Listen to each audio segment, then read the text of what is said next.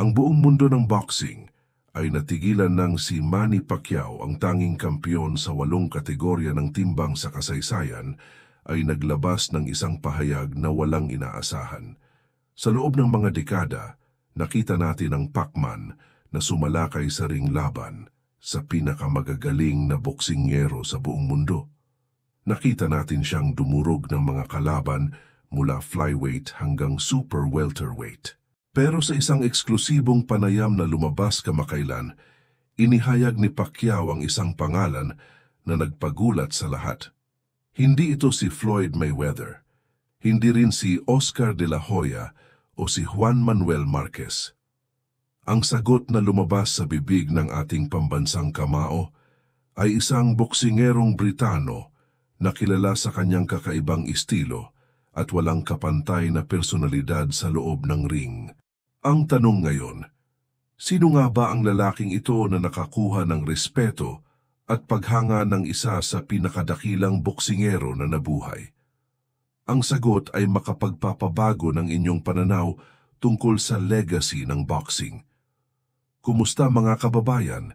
Ako ay napakaswerte na makabahagi sa inyo ngayong araw ng isang kwentong tunay na magpapainit ng inyong puso at magpapaalala sa atin kung bakit tayo nagmamahal sa boxing. Bago tayo magsimula sa detalye ng kwentong ito, gusto ko munang marinig mula sa inyo. Saan kayo nanonood ngayon? Nasa Manila ba kayo, Cebu, Davao? O baka nasa ibang bansa kayo ngunit Pilipino pa rin ang puso? Mag-iwan ng komento sa baba at sabihin sa akin kung saan ka nanggaling. Gusto kong malaman kung gaano kalawak ang ating komunidad. Ang kwentong ito ay tungkol kay Manny Pacquiao pero higit pa rito, ito ay tungkol sa respeto, inspirasyon at kung paano ang tunay na greatness ay kinikilala ang kapwa greatness. Si Manny ay hindi lamang isang boksingero. Siya ay isang simbolo ng Pilipinas, ng sipag, ng determinasyon. Kaya naman nang magsalita siya tungkol sa kanyang paboritong boksingero, ang buong mundo ay nakinig. Noong Disyembre 8, 2025, lumabas ang isang panayam na gawa ng Boxing King Media na naglalaman ng mga salita mula kay Manny Pacquiao na hindi inaasahan ng kahit sino. Sa loob ng mahigit 2 dekada sa profesional na boxing, si Pacquiao ay nakipaglaban sa halos lahat ng mga kilalang pangalan sa industriya. Mula kay Eric Morales hanggang kay Miguel Cotto, mula kay Ricky Hatton hanggang kay Keith Thurman, ang listahan ng kanyang mga kalaban ay parang who's who ng boxing world.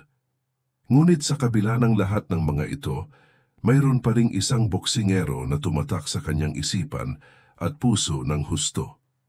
Ang pangalan na binanggit ni Pacquiao ay si Prince Naseem Hamed, ang eksentrikong boksingerong Britano na naging kampiyon ng featherweight division noong dekada 90 at early 2000s. Ang pagkilala na ito ay hindi basta-basta dahil si Hamed ay kilala bilang isa sa pinaka-entertaining at pinaka-talented na fighters na nakita ng boxing. Ang kanyang estilo ay walang kapantay. Ang kanyang entrance sa ring ay parang isang palabas sa circus. Pero sa loob ng ring, siya ay isang killer na may pinpoint accuracy at knockout power na nakakagulat. Para kay Pacquiao, si Hamed ay hindi lamang isang mahusay na boksingero, kundi isang tunay na artist sa loob ng ring. Ang bawat kilos, ang bawat suntok, ang bawat hakbang ay kalkulado at puno ng creativity. Ito ay isang bagay na rare makita sa boxing, kung saan karamihan ay sumusunod sa tradisyonal na techniques at conservative na approach. Ang tanong na sumisilip sa isipan ng marami, bakit si Prince Naseem Hamed? Ano ang meron sa boksingerong ito na hindi meron ng iba? Para maintindihan ito, kailangan nating balikan ang karir ni Hamed at tingnan kung ano ang ginawa niyang special. Si Naseem ay ipinanganak sa Sheffield, England noong 1974. Ang kanyang background ay mixed, may Yemeni roots ang kanyang pamilya at ito ay naging parte ng kanyang identity bilang isang fighter. Simula pa lamang ng kanyang career, Kitang-kita na ang confidence ni Hamed ay lampas sa normal. Hindi ito yabang na walang basehan. Ito ay yabang na backed up ng skills at ng resulta sa loob ng ring. Ang kanyang record ay nagsasalita para sa kanya. 36 wins, 31 by knockout, at 1 loss. Ang nag-iisang pagkatalo niya ay nangyari noong 2001 laban kay Marco Antonio Barrera, isang laban na maraming eksperto ang nagsasabi na hindi na siya fully prepared dahil sa mga personal na issue at training problems. Pero kahit na may pagkatalo, ang legacy ni Hamed ay nananatiling matibay. Noong peak ng kanyang career siya ay unstoppable. Ang kanyang southpaw stance, kombinado sa kanyang unorthodox movement at angles, ay nagdulot ng sakit ng ulo sa lahat ng kanyang mga kalaban. Walang makapag-predict kung saan manggagaling ang kanyang next punch. Minsan ay galing sa baba, minsan ay galing sa tagiliran, minsan ay isang straight left na dumating out of nowhere. Ang style na ito ay hindi tinuturo sa traditional boxing gyms. Ito ay instinctive, natural at purely Nasim. Ngunit higit pa sa teknikal na aspeto ng boxing, ang tunay na dahilan kung bakit humanga si Pacquiao kay Hamed ay ang kanyang showmanship at ang kanyang ability na gawing exciting ang bawat laban. Si Pacquiao mismo ay kilala rin sa pagiging exciting fighter. Ang kanyang mga laban ay hindi boring. Laging may action, laging may drama, laging may something na magpapasigaw sa mga fans. Kaya naman nakikita niya ang sarili niya kay Nasim. Pareho silang mga warriors na hindi tumatakbo sa ring. Pareho silang pumasok para makipag-away at para magbigay ng show sa mga tao. Ang difference lang ay ang kanilang era at ang kanilang weight classes. Si Hamed ay nag-dominate sa featherweight division noong 1990s at early 2000s, habang si Pacquiao ay nag-start sa flyweight at umabot hanggang super welterweight, isang journey na walang ibang boksingero ang nakagawa. Pero ang spirit, ang passion, ang love para sa sport, pareho. At ito ang nakita ni Pacquiao kay Hamed na hindi niya nakita sa iba. Sa panayam sinabi ni Pacquiao na ang entertainer aspect ni Hamed ay isang bagay na dapat pahalagahan.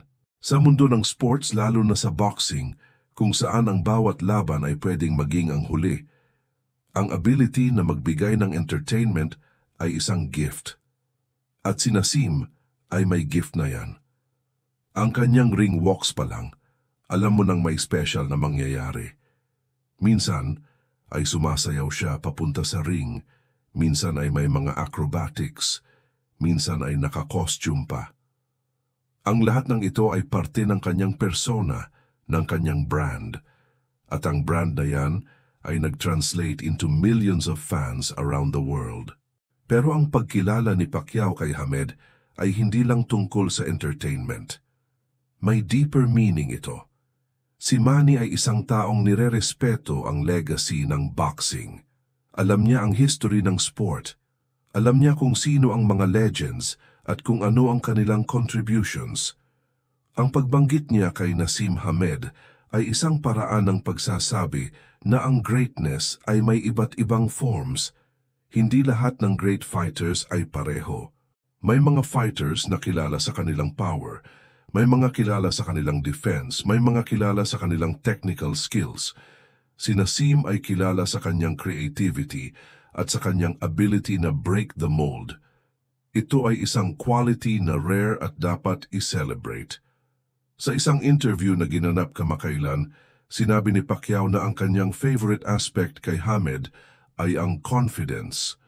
Hindi yung false confidence na puro salita lang, kundi yung confidence na galing sa oras, na ginugol sa training, sa preparation, sa pag-perfect ng craft. Si Nasim ay mayroon nito. Kahit na may mga critics na nagsasabi na siya ay mayabang o arrogant, ang totoo ay ang confidence niya ay justified. Dahil sa loob ng ring, pinatunayan niya na siya ay tunay na world class. At yan ang respeto na binibigay ni Pacquiao sa kanya. Isa pang aspeto na binanggit ni Manny ay ang legacy ni Hamed sa British boxing. Bago si Hamed, ang British boxing scene ay hindi ganoon ka-popular sa international stage. May mga magagaling na British fighters, yes, pero walang gaanong global appeal. Pero nang dumating si Naseem, nagbago ang lahat. Siya ay naging global superstar. Ang kanyang mga laban ay pinapanood hindi lang sa UK kundi sa buong mundo. Siya ay nag-open ng doors para sa future generations ng British boxers. Ang connection ni Pacquiao at Hamed ay hindi limited lang sa mutual respect. May isang deeper philosophical connection. Pareho silang came from humble beginnings. Si Pacquiao ay galing sa General Santos City sa isang pamilyang walang-wala. Si Hamed naman ay lumaki sa working-class neighborhood sa Sheffield. Pareho nilang ginamit ang boxing bilang escape, bilang paraan para makaahon sa buhay. At pareho nilang naging successful beyond their wildest dreams. Ang journey na yan ay hindi madali. May sacrifices, may struggles, may doubts. Pero dahil sa determination at sa belief sa sarili, nag-succeed sila. Ito ang kwento na inspiring hindi lang sa aspiring boxers, kundi sa lahat ng tao na may pangarap. Ang message ay simple. Kung magtrabaho ka ng mabuti, kung maniniwala ka sa sarili mo, at kung hindi ka susuko, may chance kang maabot ang iyong mga pangarap. Si Pacquiao at si Hamed ay living proof ng message na yan. Kaya naman, ang pagkilala ni Manny kay Naseem ay higit pa sa boxing. Ito ay isang recognition ng shared journey, ng shared values, ng shared passion, para sa isang bagay na higit pa sa kanilang sarili. Ngunit may mas malalim pang layer sa story na ito. Ang pagiging favorite ni Hamed kay Pacquiao ay may kinalaman din sa kung paano natin nakikita ang success at ang greatness. Sa mundo ng boxing, may tendency na i-measure ang greatness based sa records lang.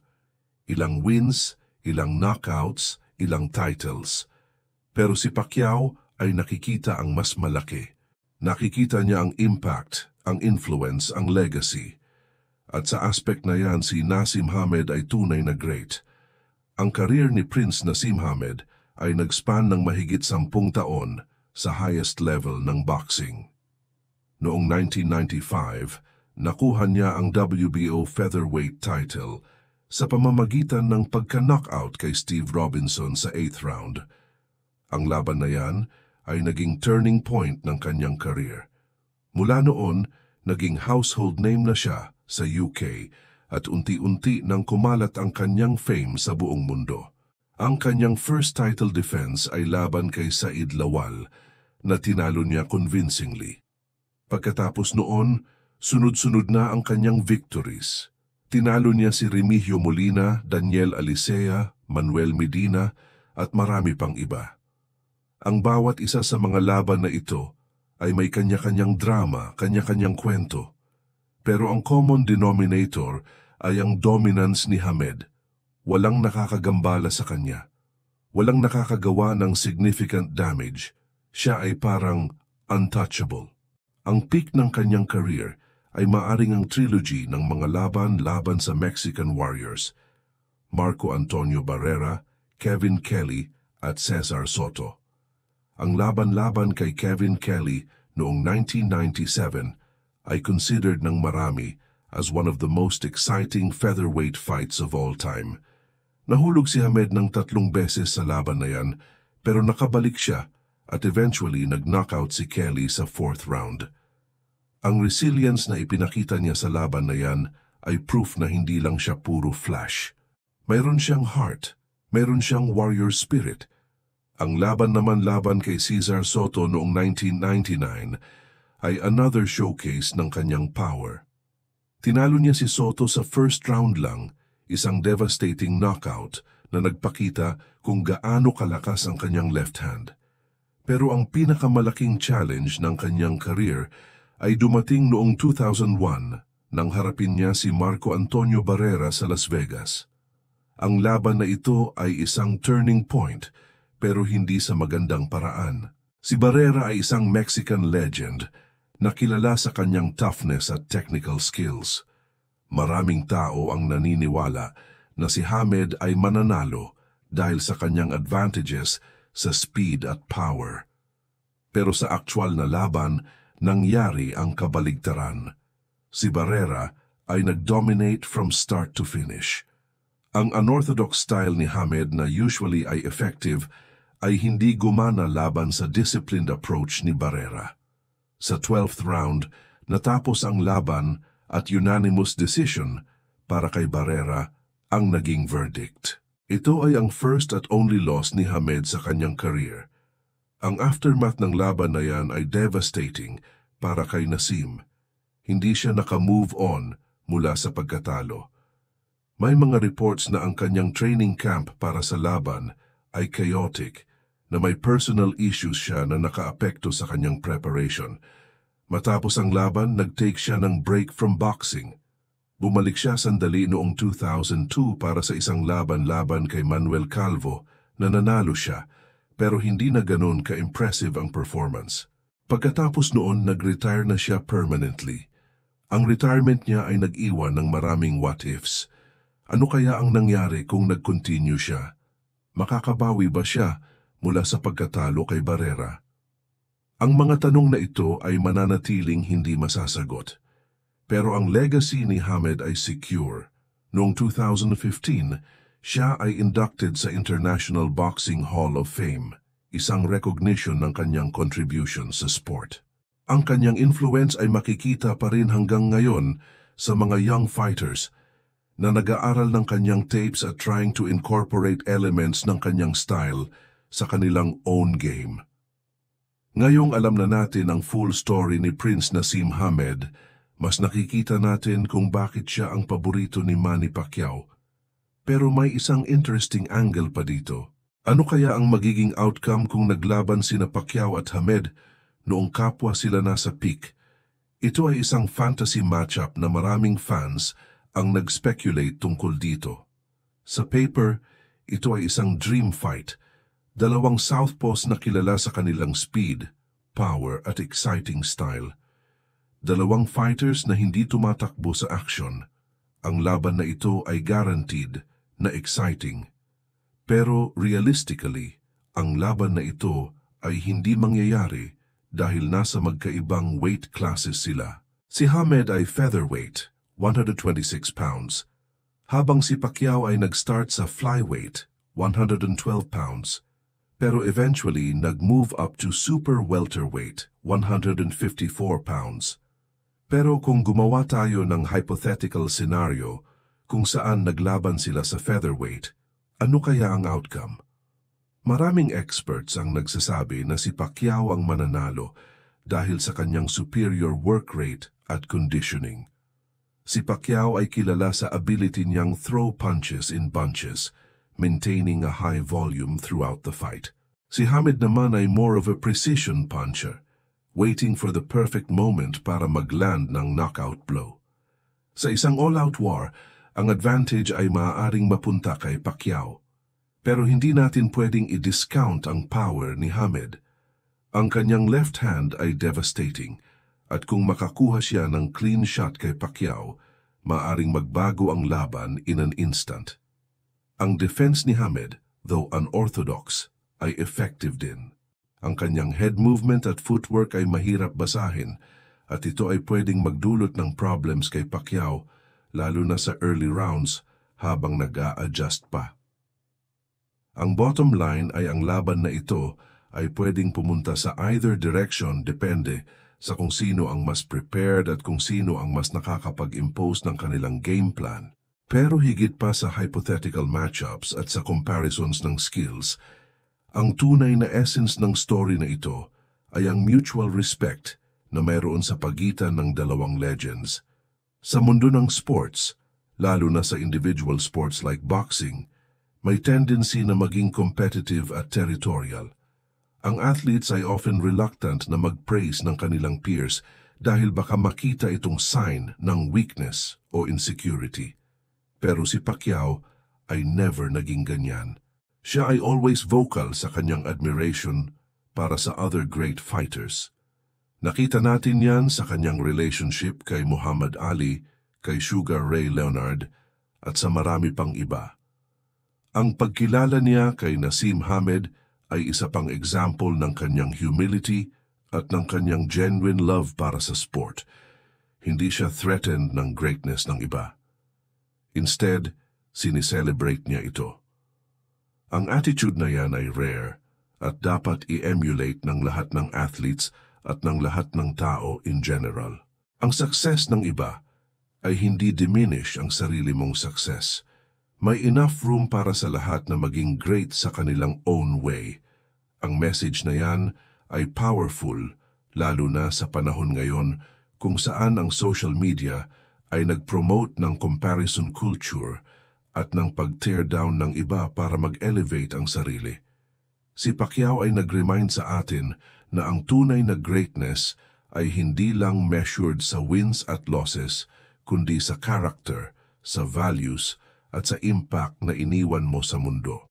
Ngayong malapit na tayong matapos sa journey na ito, siguro ay may mga tanong pa rin kayo. Ano ang kasunod para kay Manny Pacquiao? Mayroon pa bang mga laban na gusto niyang gawin? At ano ang legacy na gusto niyang iwan sa boxing world? Ang mga tanong na ito ay importante dahil si Pacquiao ay 46 years old na. Malapit na siyang mag-50. Ang buhay bilang professional boxer ay may expiration date at kahit gaano ka pa kagaling, darating ang punto na kailangan mong mag-hang up ng gloves. Pero si Pacquiao ay hindi pa ready na mag-retire completely. Noong nakaraang taon, nakita natin siyang bumalik sa ring para sa exhibition match at may mga rumors pa na may isa pang major fight na nakatakda para sa kanya in the near future. Ang kanyang fight laban kay Mario Barrios noong July ay nag-end sa draw, isang result na hindi satisfying para sa maraming fans. May mga nagsasabi na deserve niyang manalo, may mga nagsasabi naman na swerte na siya na naging draw. Pero ang importante ay nag-prove siya na kahit 46 years old na, kaya pa niya makipagsabayan sa mga young fighters. Ang prospect ng rematch or ng another big fight ay exciting. Pero dapat din nating tanggapin na may risks. Ang boxing ay isang dangerous sport. Ang bawat laban ay may possibility ng serious injury. At sa edad na yan ni Pacquiao, ang recovery time ay mas matagal. Ang damage ay mas lasting. Kaya naman maraming fans at analysts ang nag-aalala. Gusto nilang protektahan si Manny from himself. Pero si Manny ay fighter through and through. Nasa dugo niya ang boxing. Hindi siya makakapag-stop hanggang sa sarili niyang terms. Ang legacy ni Manny Pacquiao ay secure. Kahit mag-retire na siya ngayon, siya ay remembered as one of the greatest fighters of all time. Ang kanyang 8 division world titles ay isang record na mahirap, if not impossible, na break. Ang kanyang mga laban-laban sa mga legends like Oscar de la Hoya, Ricky Hatton, Miguel Cotto, at Floyd Mayweather ay forever etched sa boxing history. Ang kanyang rags to riches story ay inspiring sa millions ng tao around the world. Siya ay naging boxing champion, congressman, senator at cultural icon. Siya ay higit pa sa athlete. Siya ay symbol ng Filipino pride at resilience. Pero ano pa ang pwede niyang gawin para i-enhance ang legacy niya? Ang isa sa mga possible na directions ay ang mentorship. Maraming young Filipino boxers ngayon ang nangangailangan ng guidance at support. Si Pacquiao ay pwedeng maging mentor sa kanila. Pwede niyang ibahagi ang kanyang knowledge at experience. Ang MP Promotions, ang kanyang promotional company, ay pwedeng maging platform para sa next generation ng Filipino boxing stars. Imagine kung may isa o dalawang fighters na nag-emerge mula sa stable ni Pacquiao at naging world champions. Yan ay another layer ng legacy. Isa pang possible na direction ay ang involvement sa governance ng boxing. Ang boxing ay isang sport na may maraming issues. Corruption sa judging, exploitation ng fighters, lack of proper healthcare at pensions para sa retired boxers. Si Pacquiao, with his influence at resources, ay pwedeng mag-advocate para sa reforms. Pwede siyang maging voice ng mga fighters na walang voice. Ito ay isang noble mission na fitting para sa isang taong nag-benefit so much from the sport.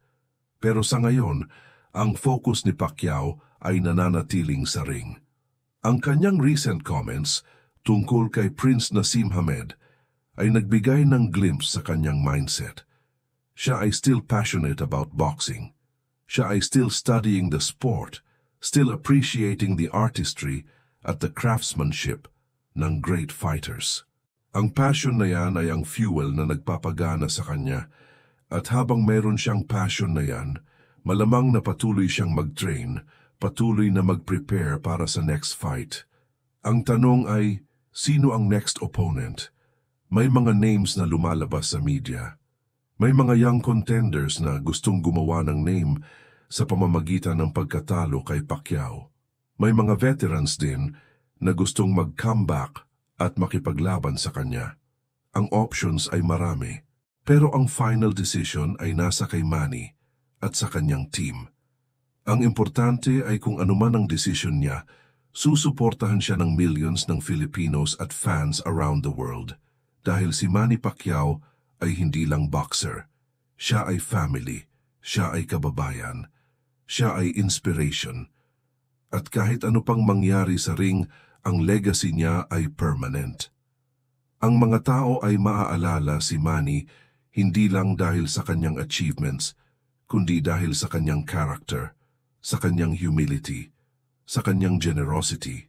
Siya ay isang rare breed ng athlete na nag-use ng platform niya para tumulong sa iba, para mag-inspire, para magbigay ng hope. Ang kwentong ito tungkol kay Manny Pacquiao at Prince Naseem Hamed ay nag-remind sa atin ng isang importante lesson. Ang greatness ay may iba't ibang forms. May mga tao na great dahil sa kanilang achievements, may mga great dahil sa kanilang character, may mga great dahil sa kanilang influence. Ang truly great individuals ay combination ng lahat ng yan. Si Pacquiao at si Hamed ay kapwa great sa kanilang own ways.